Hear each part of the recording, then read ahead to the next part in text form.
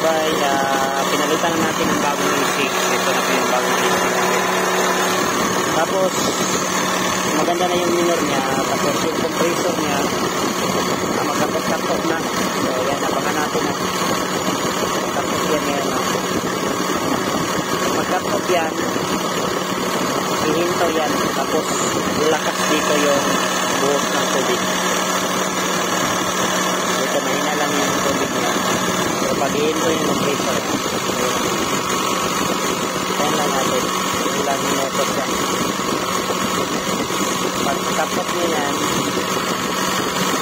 ano tayo, mag-count tayo. So, buo na siya. Buo na yan na. So,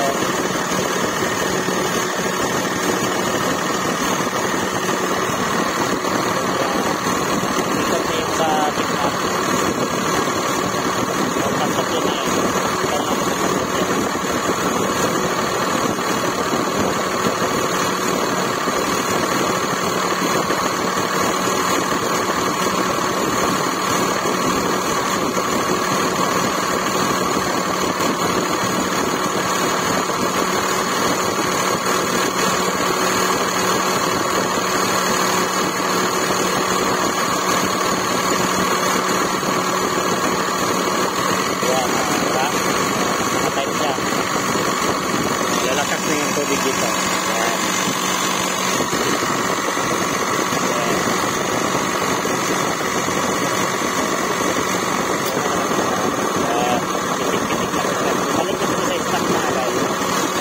Ko lang mga bay, binalik ko to sa stock yung fan dito kasi ito pala palagi pala tumagoon mga bay sa mga cherry dito.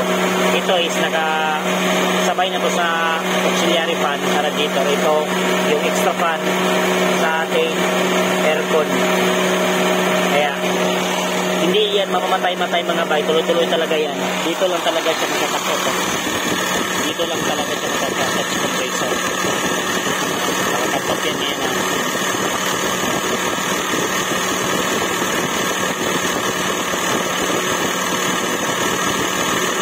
Nakakapot yan.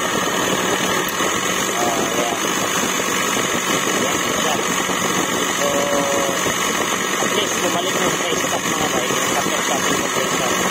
Nakakapot yan. Yan.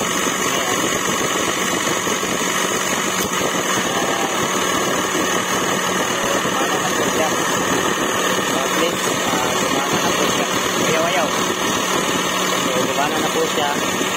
Tapos all goods na rin yung minor niya mga bay kasi bago na to. Ito yung bago. Pang Chevrolet to mga bay, pang Chevrolet, pero yung sa loob pang cherry yung ano niya, pinalit natin kasi hindi pwede yung pang Chevrolet, malaki kasi siya.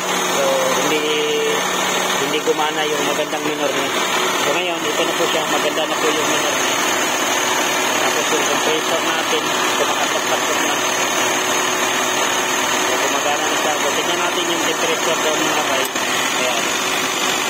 Matay na siya. Tignan natin yung temperature dito. Kung ilan yung temperature. 88. 88 yung 80. So ayan. Ayan po siya. So gumagana na po siya. So pinailaw natin. Tignan natin kung gagana pa rin kayo sa ilaw. So thank you Lord na bumalik siya kasi binalik natin sa stock yung linya ng ating radiator.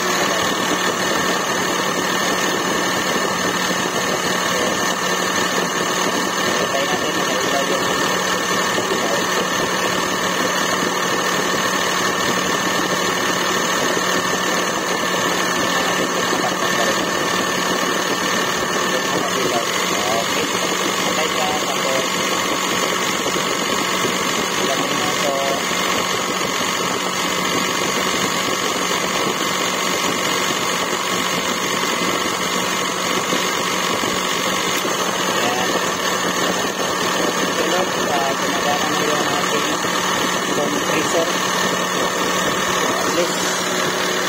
makita na rin natin yung katotohanan. Ibalik natin yung takip, baka mawala siya kung makatakip.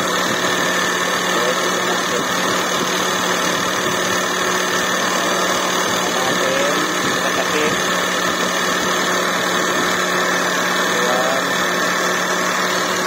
Nakatakip na po siya. Tingnan natin kung mamamatay ba rin. Tinabangan talaga natin sa mga bay. Kanina ko kasi ito napansin na bumalik siya. Pagbalik dito sa stop rin niya. Ayan.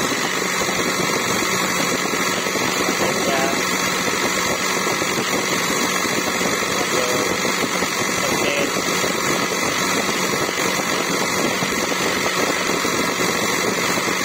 Ayan.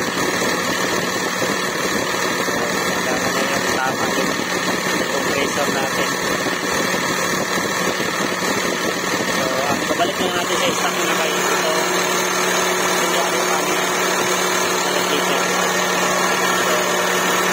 dinadirect kasi nila yan. Tapos nilangit yung sarili ni dinadaan. So, ayun. Buka natin to na ibabalik natin yan. Yan naman ang kalikotin natin. Inuuna ko kasi ito yung aircon. Kasi pakliningan ko kasi ito mga bay para hindi na magastusan tayo ba. Kasi pag mainit yung panahon mga bay, parang hindi gagana yung aircon natin. Ito lang pala yung sira mga bay. Buti na lang inorderan natin. Ayan, subukan natin ibalik. All goods na yung minor niya.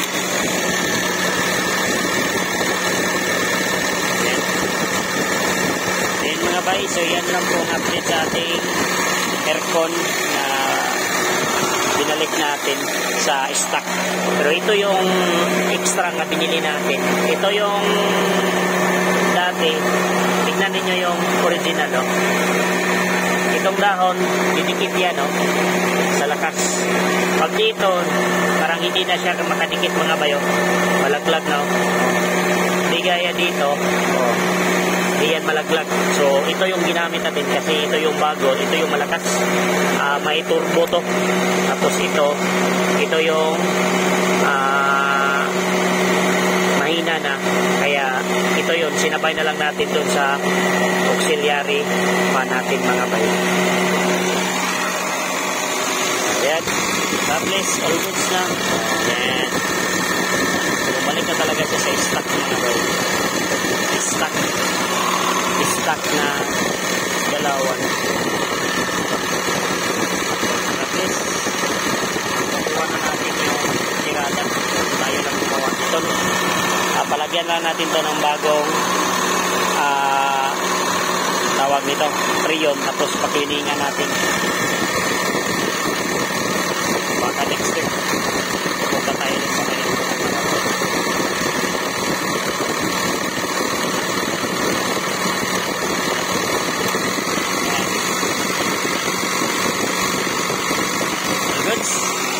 So at least gumagana, nag-burnout pa.